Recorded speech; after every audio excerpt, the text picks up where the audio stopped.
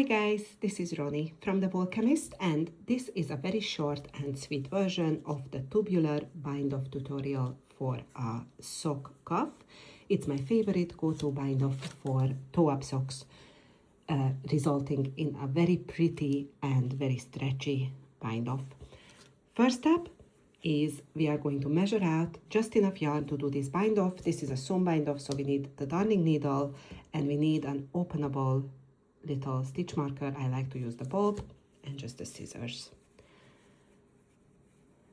I usually measure out about 4 times the yarn that the circumference that I'm doing. So this is 1, and then I just measure this length twice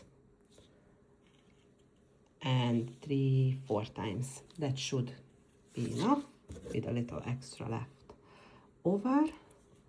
There we go. And I'm just going to go ahead and start this super easy, super effective bind-off. You've done your darning needle, and we need the knitting needles to be facing this way. We actually only need this needle, which is where we would go on if we would knit. The other one we can pull out a little bit longer so it doesn't bother you. And one thing that you're gonna do is you open up your openable little stitch marker and you place it over the first 2 stitches from the left to the right, so the opening is going to be this way. This will matter at the very end, just when you finish the round. So you pop them in there, thereby the first 2 stitches will be secured and you can join in the round at the very end of the bind-off. This will just be dangling here. That's your setup all done. And then you're just gonna get your needle and we can start the bind-off. It's similar to grafting, but even simpler. With this cuff, it's a 1x1 rib. It's a twisted rib. So the first column is a column of twisted knit stitches, so knitted through the back loop. It does not matter if it's through the back loop or normal knitted stitches. This bind-off works perfectly with any 1x1 rib. The second column of stitches is purl. You can see them there. Those are purl. So it's knit 1, purl 1 all the way around. The bind-off will go like this. The first stitch, you identify whether it's knit or purl. This is a knit column, so you're going to go into the stitch knitwise and pulling it off the needle. Pull your yarn all the way through.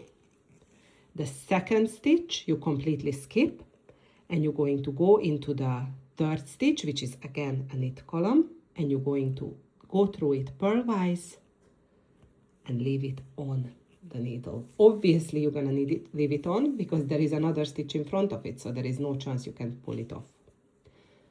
This is your first stitch bound off, and as you can see, it's held on by this little bob stitch marker. This will be important at the end. The next stitch is a purl stitch now, so you're going to go into it purlwise and pull it off the needle.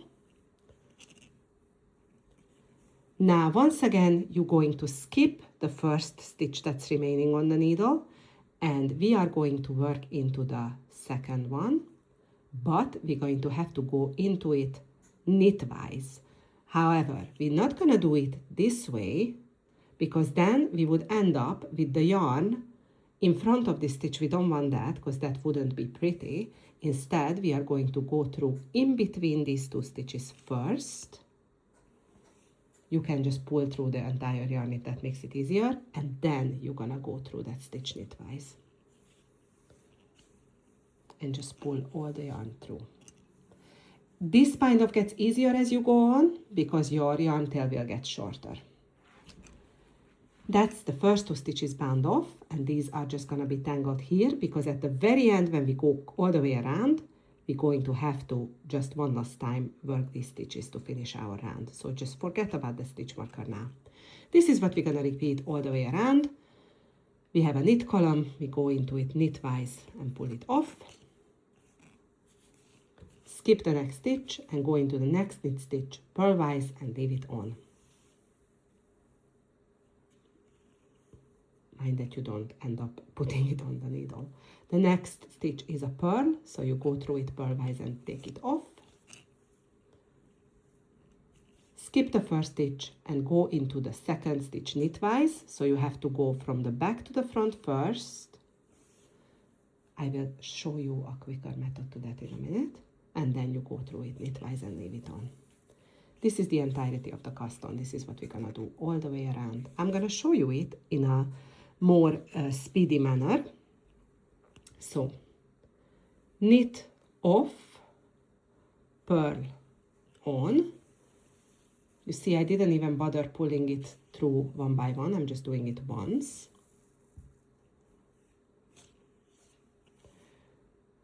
Purl off, knit on.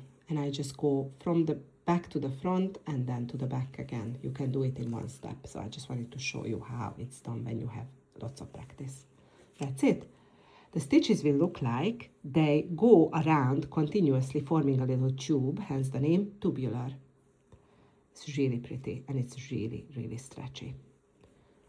So we carry on. I'm gonna go back to slow so that you see exactly what I'm doing. Identify what stitch we are on. This is a knit column, so you go through it knitwise and pull it off. Skip the next stitch and go through the next knit column purlwise and leave it on.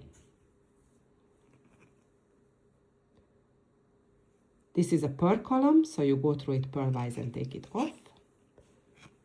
Skip the next stitch, go through the next purl column knitwise, so back to front and then knitwise front to back. We will continue to do this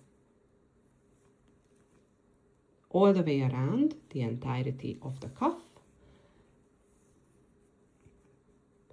and then I will show you how to just finish the round and make the last 2 stitches.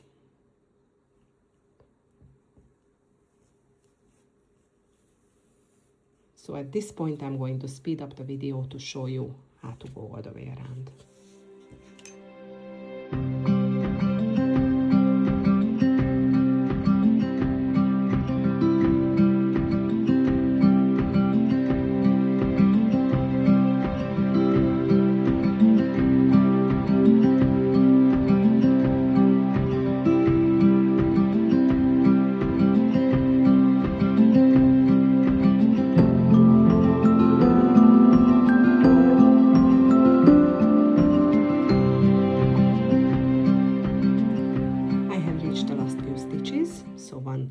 Recap, knit off, purl on, purl off,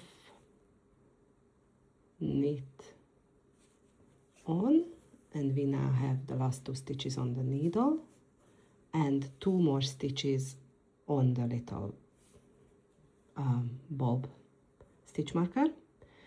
So I'm just usually pulling it up like so it's almost like those are also on the needle, and I'm gonna do the same. So I'm going to do the knit off, pull it through, and then I'm going to work into this first stitch on this bulb stitch marker just purlwise and leaving it on, and then I'm going to go into the first stitch, which is now a purl stitch, purlwise, and I do a purl off.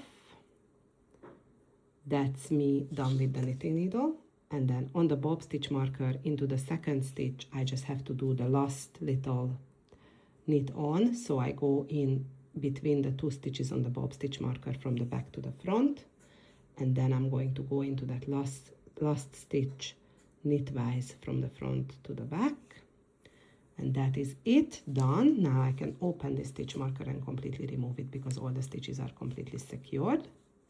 And I need to give them a little bit of tug to make sure they are secure. Now, this is it all the way around, and all that's left is to weave in the end, which I like to do on the back. I'm gonna also show you how I like to weave in my ends on a knit column, because it's really easy to make them disappear. So I'm gonna go and weave it around the little legs, at least 6 or 8 times, depending on how long your cuff is. You can carry on with this. Then I pull my needle through gently, and I don't tug too hard because I don't want it to pucker. Then I'm going to go under the next two, like both legs, gently, and then I'm going to come up on the next again row of stitches, going round and around these little legs, and it will be virtually invisible. You can do this a third time as well if you want. I usually just do 2, but if you want, you can then go under this one and go down one more time, because why ever not? 3 times a charm. Some people like to just weave in ends after blocking. I usually weave my ends in straight away. There we go. And now we can snip the end. And we have got one complete sock. I'm just going to put away my little accessories and notions, and this is one size 9, absolutely giant, strong heel, toe up vanilla sock. Here we go, with a tubular band of cuff, which is not only really pretty and sophisticated, but also really stretchy. Perfect, it's ready for blocking.